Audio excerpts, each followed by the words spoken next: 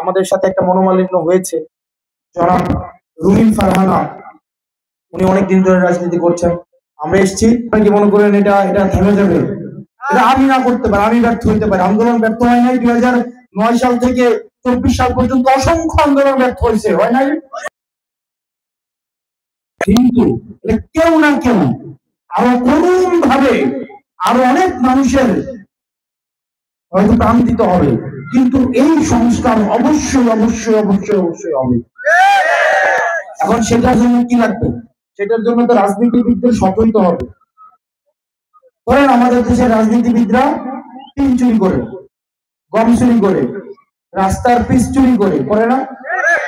আবার হচ্ছে কি ভিজিএফ কার্ড চুরি করে, এগুলো করে তো নাকি? আর আমাদের দেশের ভোটাররা আগের রাতে ভোট বিক্রি করে কিনা?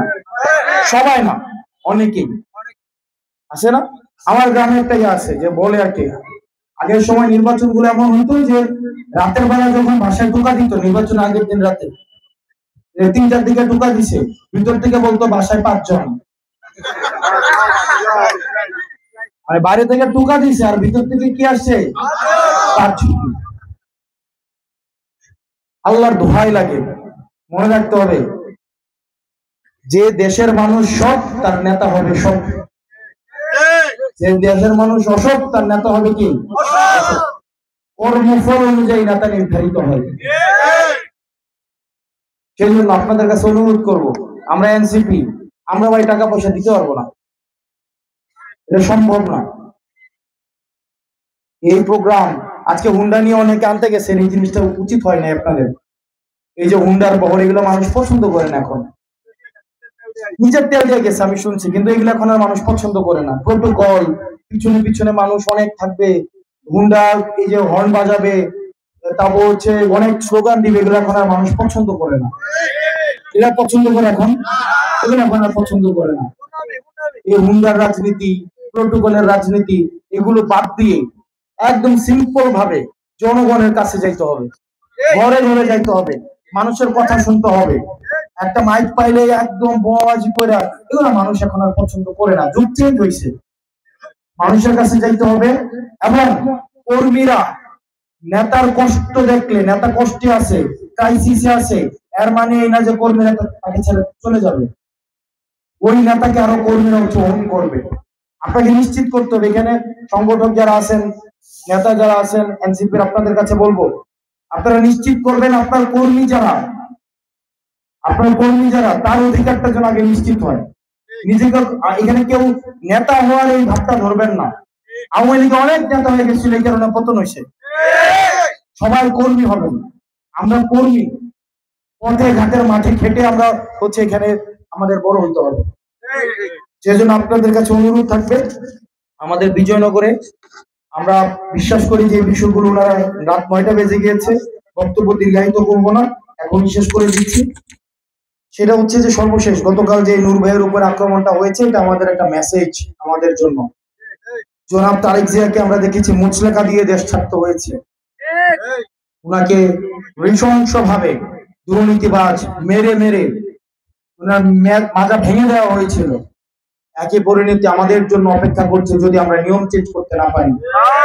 নূর ভাইয়ের যে পরিণত হয়েছে, একই পরিণতি আমাদের জন্য অপেক্ষা করছে যদি আমরা নিয়ম পরিবর্তন না করতে পারি। দেশনেত্রী বেগম খালেদা জিয়ার যে পরিণত হয়েছিল, আমাদের জন্য একই পরিণত অপেক্ষা করছে যদি আমরা নিয়ম পরিবর্তন করতে না পারি। সেজন্য আমাদের নিয়ম পরিবর্তনের জন্য, যেটার নাম দিয়েছে আমরা সংস্কার, এটার জন্য আমাদের ঐক্যবদ্ধ অবশ্যই অবশ্যই আমাদেরকে থাকতে হবে।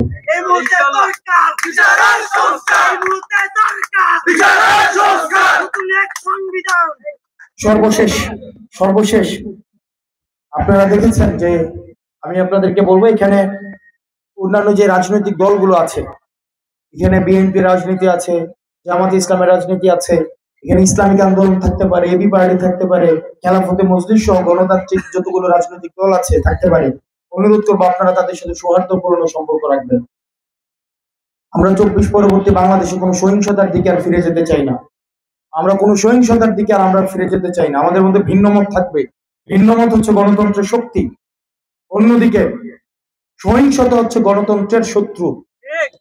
আপনাকে কেউ গালি দিছে, আপনি ছোট হয়ে যান নাই। ধরুন আমার চেহারাটা কালো হইছে, আল্লাহ বানাইছে, আমি কি করব বলেন? আমি দেখতে হয়তো অনেকের মতো সুন্দর না, সেক্ষেত্রে এটাতে আমার কোনো হাত আছে বলেন?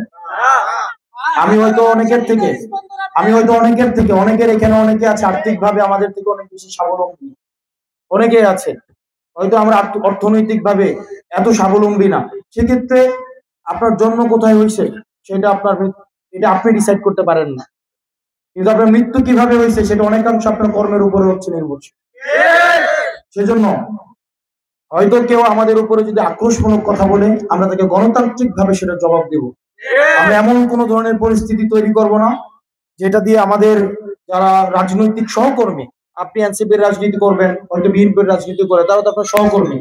যেমন আমরা এখানে আসছি, যিনি আমাদের সাথে একটা মনোমালিন্য হয়েছে, জনাব রুমিন ফারহানা, উনি অনেকদিন ধরে রাজনীতি করছেন। আমরা এসেছি, উনি ওনার লোক পাঠিয়েছে যে আমরা ঠিকভাবে আমাদের এখানে কোনো সমস্যা হচ্ছে কিনা, আমাদের জন্য উনি কিছু উপহার পাঠিয়েছে। এটা কিন্তু একটা পজিটিভ বার্তা, এটা আমাদেরকে অবশ্যই ওয়েলকাম জানানো উচিত। এটা আমাদের ওয়েলকাম জানানো উচিত না? কেউ যদি আমাদেরকে ইতিবাচক কোনো ধরনের বার্তা দেয়, এটাকে অবশ্যই আমরা সাদরে এটাকে আমরা গ্রহণ করবো। এটা গ্রহণ করা উচিত কিনা? এটা গ্রহণ করা উচিত কিনা? আমরা সৌহার্দ্যপূর্ণ সম্পর্কের মধ্য দিয়ে আমাদের ভিন্ন মত অবশ্যই জারি রাখবো, যৌক্তিক ভিন্ন মত জারি রাখবো, এবং যৌক্তিক ভিন্ন মতকে আমরা বোঝানোর মধ্য দিয়ে, ডায়লগের মধ্য দিয়ে, ডিসকাশনের মধ্য দিয়ে, গণতান্ত্রিক প্রক্রিয়ায় সেটাকে আমরা প্রতিষ্ঠিত করব। সেটার জন্য আমরা আওয়ামী পন্থায় কখনো যেন আমরা না যাই।